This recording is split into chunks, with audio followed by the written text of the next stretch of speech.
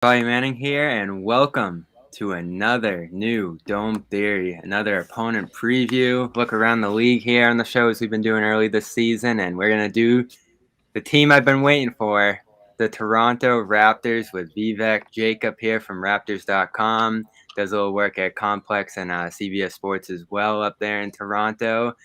Vivek, welcome to the show. Thrilled to be talking Raptors here today. I know we haven't met, but I'm a big Raptors fan, even being a Boston guy. The last couple years of matchups between these teams have really gotten me into what they're doing up there. The championship in 2019, of course. I know it drives some people in the chat here crazy that I love to talk about them, but hey, I can't deny it. They're a fun, young, and just constantly rising team, just with the talent that they developed there. I love it.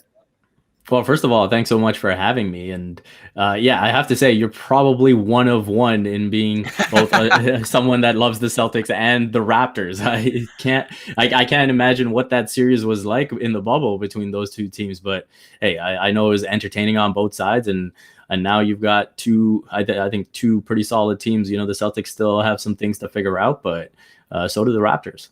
Yeah, and Raptors have been surprisingly good this year. They've had an interesting 3 seasons in a row here where they go from being a champion to a surprising, I'd say, Eastern Conference Finals contender in 2020 after Kawhi left, and now this year.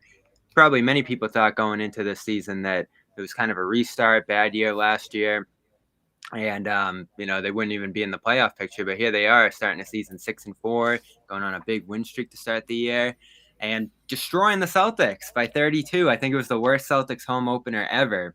Opening night and at the end of October in TD Garden. Scotty Barnes has been amazing. Gary Trent's been phenomenal. A bunch of other people are chipping in, but no Pascal Siakam for most of the season so far. How have they been so good? There's not a ton of shooting here. There's not a ton of size on the inside on this roster, not a ton of depth at the playmaking position after Kyle Lowry left. But here they are competing with pretty much everybody this year. Yeah, no, you touched on them not having a lot of shooting, not having a lot of size in terms of height. But what Nick Nurse has said is we're going to go all in on what we do have. And what they do have is a ton of athleticism, a ton of length on the perimeter. And you have two players in Fred VanVleet and Gary Trent Jr., who are constantly going to apply ball pressure and try to create steals, try to create deflections. Both of them are in the top 5 in deflections right now in the league. And it starts with that. It starts with the defense, the way they're able to get out in transition. And then the other thing I'll add to the mix is the offensive rebounding. Without Pascal Siakam, everyone expected that there'd be half-court struggles, but they've said, hey, one of the ways we can get that back is by attacking the offensive glass. They're the number 1 offensive rebounding team in the league. And with guys like Scotty Barnes, Precious Achiuwa, OG Anunoby, they can constantly be at it on that end of the floor. And I think that's given them a significant boost when you think about the team's offensive potential. And what was your reaction to the Barnes pick? Because I was shocked. There was a lot of hype around him. Defensively, knew the shot was going to be a work in progress. You saw bits and pieces of playmaking in Florida State, but he's so young, so raw. There was another guy there in Jalen Suggs who I thought was going to be a sure thing for Toronto after Kyle Lowry leaves and there's sort of a gap at point guard in his departure. But it looks like they were all in on Barnes from the start. They loved him. They dove into that pick, and so far he's been among the most exciting rookies this year, so much so with the 3 dribbles to the basket in transition and just the explosiveness and length that people are using the G word. I'm not going to say it, but the G word has floated around through Scotty Barnes' first 10 or so games in the league. That's crazy right now, but you see why people say it when you see the highlights on Twitter. Yeah, I think Scotty Barnes has blown every expectation that anyone had of him out the door. And the funny thing is, whatever expectations people had of him, it was on the defensive side of the ball. You looked at his length, you looked at his strength, you said, hey, this is someone that can get after it, that can play multiple positions, defend multiple positions, probably defend the opposing team's best offensive player. But instead, it's what he's shown offensively, his feel, his touch, his ability to score on the edges of the paint. That's something that no one saw coming. And especially for, again, a Raptors team that has struggled with half-court offense, just having that release valve where, he's got the ball, at the nail, and he's looking for options for cutters and whatever it is, and they take those options away, and he's just able to rise up and drain a 15-footer. It's a huge release for the offense. And I think that type of feel to be averaging, 16 and a half and 9 already. I think the sky's the limit. I honestly think the Raptors have hit a home run here. And I know it's 11 games in, but he looks as special as they come. Yeah, and Suggs has struggled down in Orlando so far to shoot the ball. He didn't have the best summer league in the world, and maybe, he's a guy who thrived in college that won't translate to the league again. This is all so early. You don't end up judging these guys until 4 or 5 years down the line in that second contract, but you love to see the early returns and flashes. I mean, the young guys on the Celtics that they've picked, and they haven't had lottery picks like the Raptors have had, and that was just a home run for Toronto having an off year. It's almost like the league was like, all right, you got to go down to Tampa for a year. Here's a top 4 pick. You just want to see flashes, and guys like Romeo Langford, Grant Williams, Aaron Nesmith, like you haven't even seen flashes from those guys that they could become something better than maybe just some role guys off the benches. But Scotty, to see star flashes already out of him is amazing. I love the Gary Trent trade last year. Of course, Norman Powell heading out to Portland. He was an awesome player for Toronto, but I guess they didn't want to pay him or move on to the next deal, whatever it was there. But Trent was a phenomenal scorer at Duke, into his time in Portland, and now to start this year, and I'm sure you've seen this stat, number 1 in the NBA in isolation success percentile, 100th percentile, shooting 85 effective field goal percentage in isolation. 1.73 points per possession, which is almost scoring every single time he goes in isolation. No, it's only 1 possession a game. He doesn't do it a ton, but that just shows how easily this guy can get his shot off. And we saw in this first Celtics game too, switching on to some of Boston's wings and getting by them downhill. A phenomenal shooter. It's funny. He was in Wendell Carter and Marvin Bagley's Duke team. I think there was another good player on that team too, like Grayson Allen or someone. And you look at all those players, he has ended up being the best one by far. And he was like their 4th, 5th option there at Duke. Yeah, I think the Raptors, when you look at that trade initially, there was some doubts as to whether the Raptors made the right decision because Norman Powell was beloved in Toronto. He had emerged as like this prototypical 6th man scorer for the team and really gave the team a lot in terms of leadership as well. And I think that's something the organization really valued. And with Gary Trent Jr., you wondered what the upside was, just because with Norman Powell, you said, okay, he can score the ball. He really can score the ball. Defensively is where he was lacking. Can Gary Trent Jr. provide enough of an upgrade on the defensive end to sort of validate this trade? And you noted not wanting to go long-term with Norman Powell. They've got a bit more flexibility with Trent Jr. And now it's the defense that has come so far. It's funny. Kem Birch spoke to the media after a practice the other day, and he said he's never seen a player go from not playing defense at all to all of a sudden showing up and playing defense at such a high level this season. And to have your own teammates say that about you, I think says a lot. But I think it also says a lot to, again, just the Raptors being behind the 8 ball last season in Tampa. And you look at someone like Gary Trent Jr. coming into a new situation where the Raptors aren't at home. He doesn't have a training camp with the team. So obviously you can't expect him to be in tune with what the team is trying to do defensively. And so now he gets a full training camp, a preseason. He has a full understanding of what's expected of him. And now you're seeing the results. And what was that year like for you?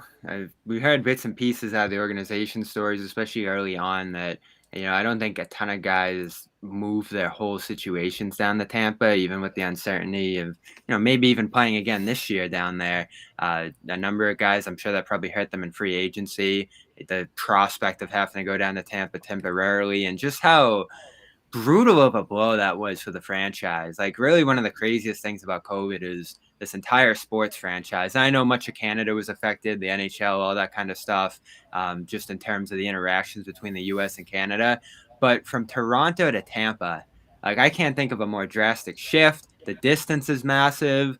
You have a number of players and really just organizational framework, I'm sure, that had to be split between those 2 different locations.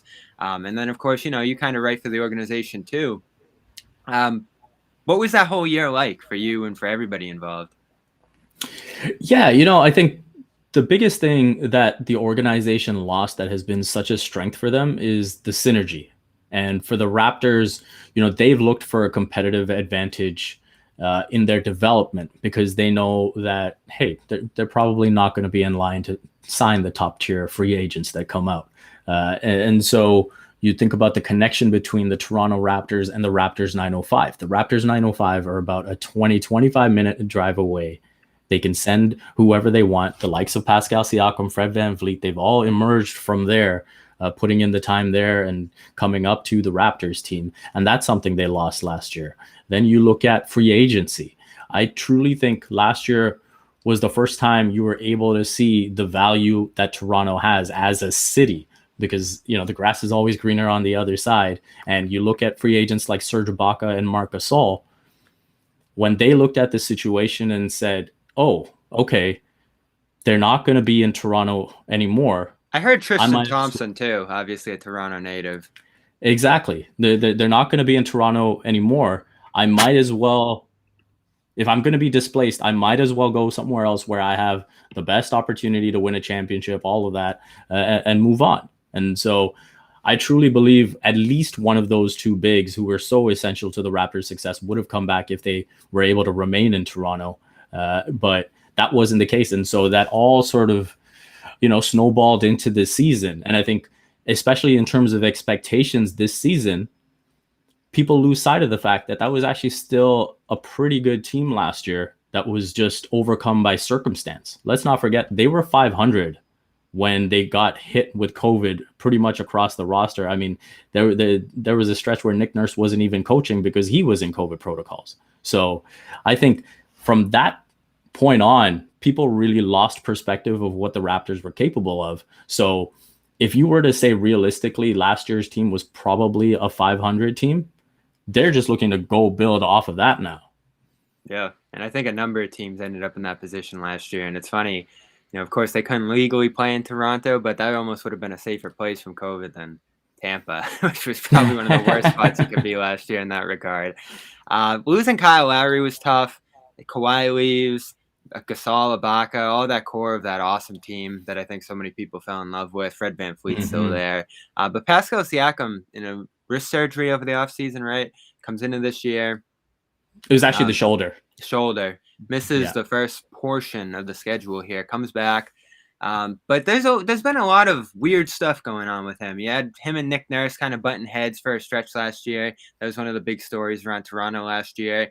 Feels like his name's been shopped a little bit as they start to enter this, pseudo rebuilding phase here after he was so great for them on the championship run, and then, into his first season as kind of the star of the team. But they're rolling with him. Doesn't look like he's going to be on the move anytime soon. And he gets back into things here. I know that transition for him has kind of been tough from, maybe third option on that championship team to, first or second option now, depending on how this is going to shake out on kind of an equal opportunity team. Where's he stand? Where's his career going? Is it going to be in Toronto? Is he still kind of a guy that if the right deal comes along, you think they'll end up moving on from here? Because I don't know. It just seems like a weird situation with him up there. I think some of it does get blown out of proportion because when you look at the rumors that came up in the offseason, they were all coming from the other side. It was Golden State or Minnesota or whoever wanting him. And why wouldn't you want, when you look at what Golden State has, why wouldn't they want a piece like Pascal Siakam? When you look at Minnesota, why wouldn't they want a piece like Pascal Siakam? When you look at the Sacramento Kings, what he could do for that team, that would be huge too. So I don't think there was much that was ever coming out from the Raptors side of it. And I think one of the biggest misnomers was the assumption that when they drafted Scotty Barnes, it was Pascal Siakam who was going to have to make way.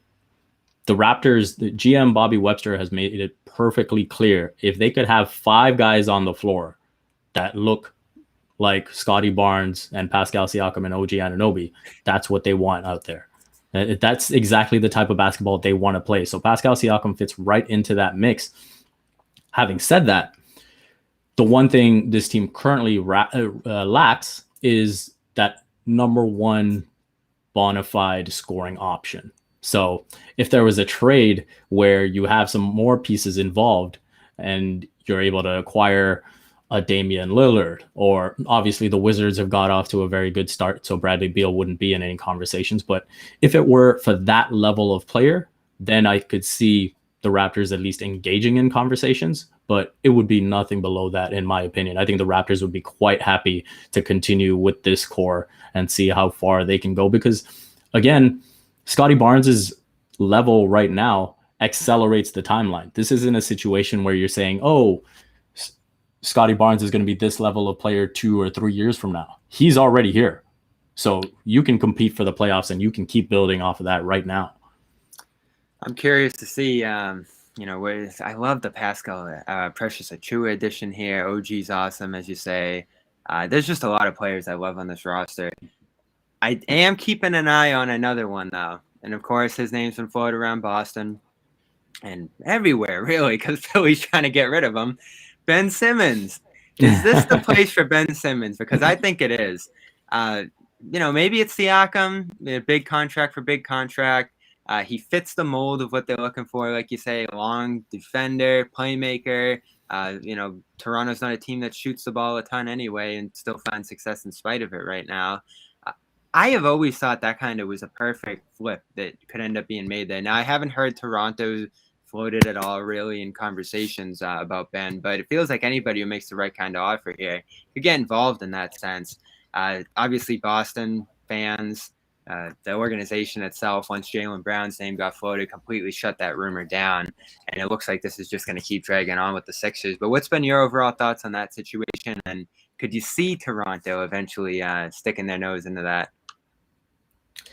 Yeah, my overall thoughts on the situation are, I think there's both sides that can take blame between Philadelphia and Ben Simmons. I think, you look at the way things ended. Yeah, of course, you don't want Doc Rivers and Joel Embiid calling him out in public like they did, but that's what happened. That's the reality of the matter. And then they tried to apologize for it, and they tried to do what they could to mend the relationship. And at that point, Ben Simmons wasn't willing to entertain it. And things have soured since there. I think Simmons, right now, you've got to give him the benefit of the doubt when he's citing mental health reasons. It's a little bit strange that it's taken this long. It's arrived at this point where he shows up to practice and then it comes after the fact. You would think it would come sooner than that, but the situation is what it is. From a trade perspective, again, for the Raptors, if you were to ask them straight up, do you prefer a core of Scotty Barnes, OG Anunoby, and Pascal Siakam, or a core of Barnes, OG, and Ben Simmons? I think they would take the former. I do think they believe in Pascal Siakam more as a player, just because of his two-way potential, as opposed to Ben Simmons, where, as you mentioned, the Raptors are thin enough on shooting as it is. Yeah, they can't afford to get any worse with it. Yeah, Siakam can shoot the ball, which is an upgrade in itself when you think about comparing him to Simmons, and that's sort of the thing I've weighed there. Some national people, obviously everyone in Boston was like, no, when the rumor came, but I've seen some national people say, all right, maybe a Brown for Simmons swap could make some sense. When you look at what's going on with the Celtics, what's going on with Philly, I don't see it. I've seen a couple people make the case so far that maybe Simmons can get the ball moving in Boston, fit better next to Tatum. I'd be willing to listen to an argument in favor of it, but I just don't see it. I mean, do you see like any validity to a possible swap between those two or any kind of deal between Boston and Philly? I think Boston would have to get at least another piece back, right? And if not a couple. I feel like Jaylen Brown is the better player than Ben Simmons. It's almost like a Jaylen Brown trade at that point, right? It's not a Ben Simmons trade. Yeah, exactly. And so I think Jaylen Brown has come far enough to be the main piece of that. And so if you look at it from the Celtics perspective, is there a Seth Curry that could be involved? Because now I love Seth Curry. Yeah, and you think about that in terms of how that would fit the floor, where you've got Seth Curry and Marcus Smart and Jason Tatum, and now you throw in a Ben Simmons. It frees up Ben Simmons too because of all the scoring that's on that team. So I think there would have to be some type of other player involved, especially if they can get another guard back. I think, as much as Kemba Walker was hurt, you do see some of that dribble penetration that's being missed. Even Gordon Hayward to an extent, that ability to create in the half court. So I think if there was another half court creator that could come back in that deal, I think that would open my eyes from a Celtics perspective. But Philadelphia, I just feel like Daryl Morey's got his beer goggles on, and like the things he's asking for right now, Ben Simmons just isn't there.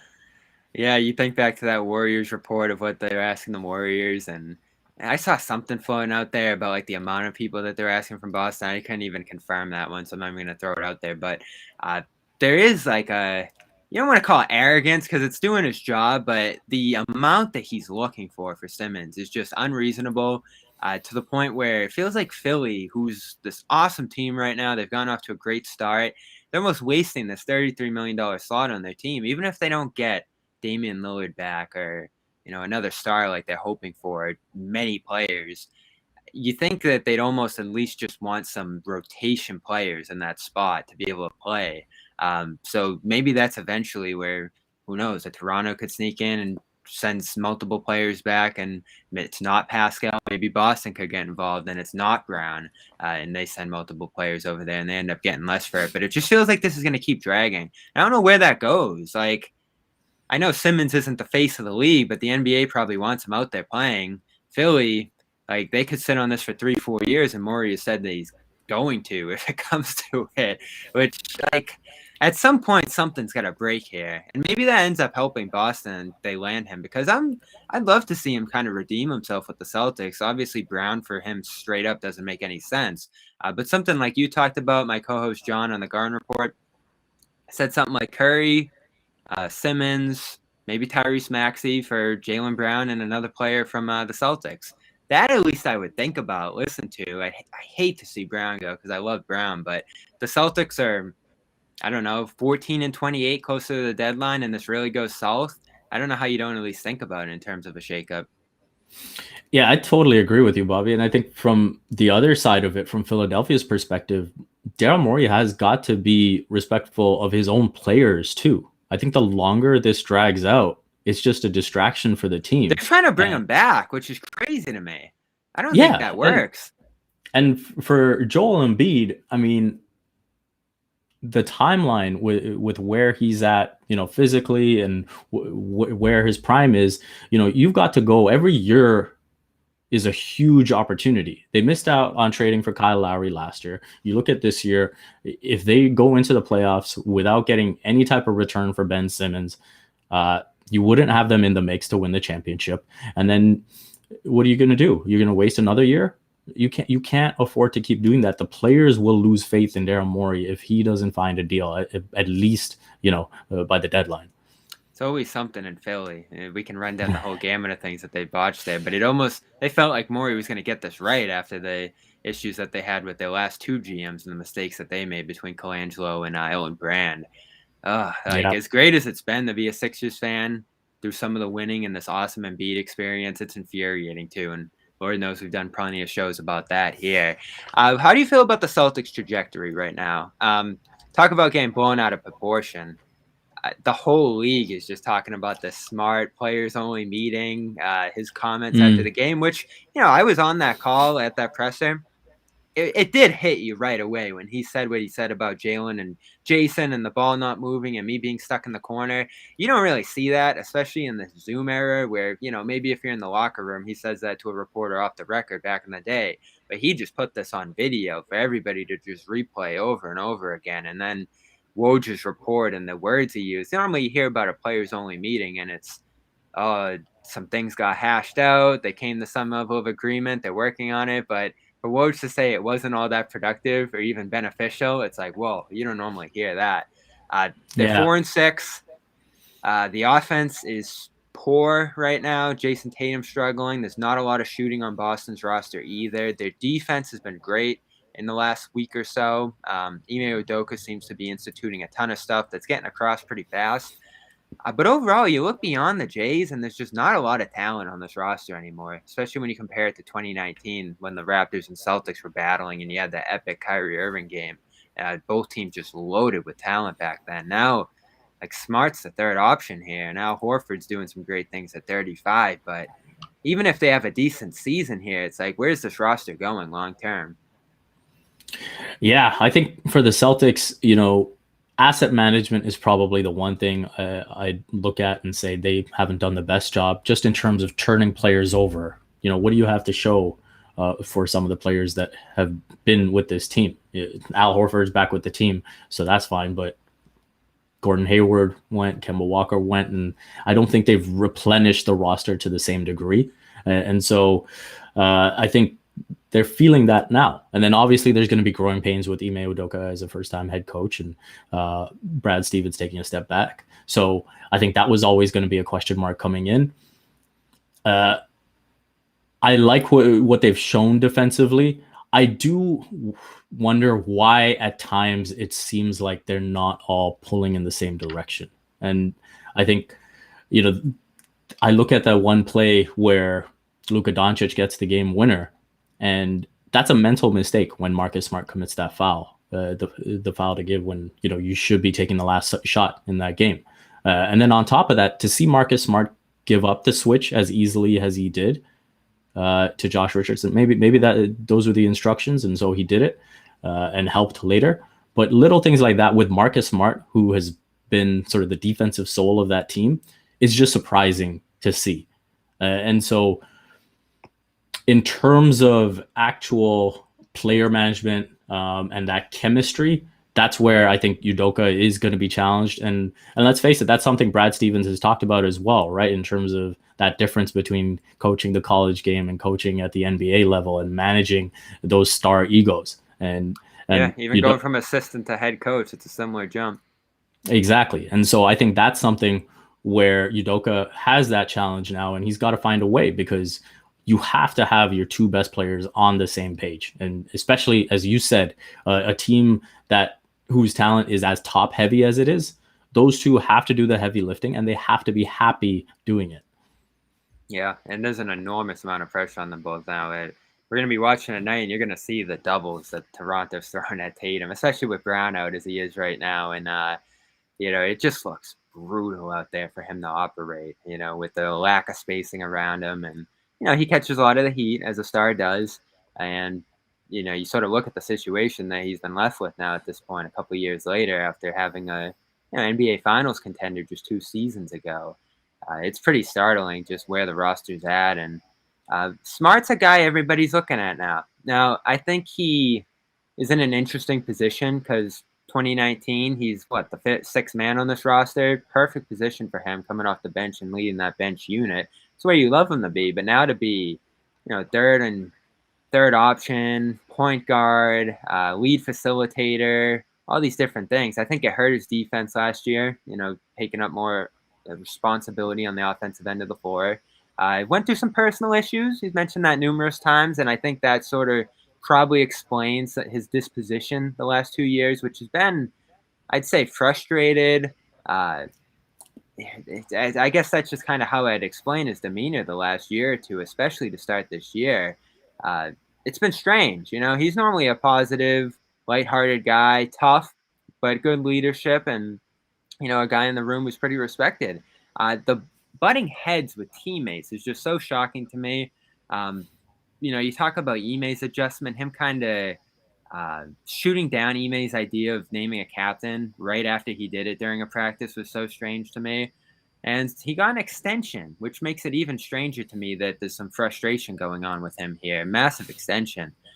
So obviously people are looking at, can you end up moving him down the line here? Now, there's been opportunities over the years. Last deadline, his name got floated for Aaron Gordon. I don't know what his value is around the league. It's really hard to gauge. Maybe the Celtics have been drumming it up a little bit because you have heard his name, for Lonzo Ball over the offseason for Gordon, but it just hasn't happened. So it makes me think that either the Celtics value him more than other teams do, or there just isn't a great market out there for him in general. He can't be traded until January, but that's really the only guy you look at right now on this roster who maybe has any trade value down the line aside from Brown.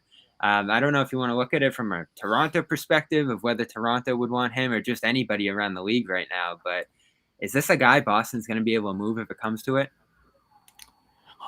I think if they were to move him, ideally they should be looking at someone who's maybe in a reduced role that's looking to take that next step. You know, Mm-hmm. I think of, again, not saying that that Seth Curry is an option, but I would say think of Seth Curry what he was in Dallas, right? And then the opportunity that he's had in Philadelphia to expand his game. They should be looking for that type of player who's maybe coming off the bench, who hasn't really taken off yet, but can be that guy, that's that player that can provide spacing, that can be a floor general, that can just direct the offense, and then just hold their own defensively. And I think that's the type of player that they need if Smart is well and truly checked out and ready to move on. I do like Smart as sort of the emotional leader of the team.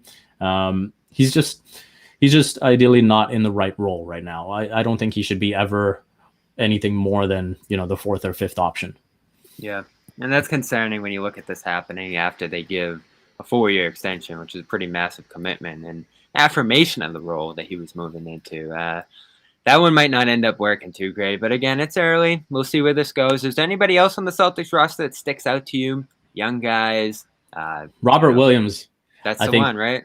yeah. I think watching him is a ton of fun, just because I still feel like he's at a point where he doesn't necessarily fully grasp the defensive concepts that the Celtics are trying to input. And I think for him, a lot of it is just timing and reactionary. And I think when he gets to a point, what's he averaging? Close to 3 blocks a game, something like that. Yeah, Celtics lead the league in blocks.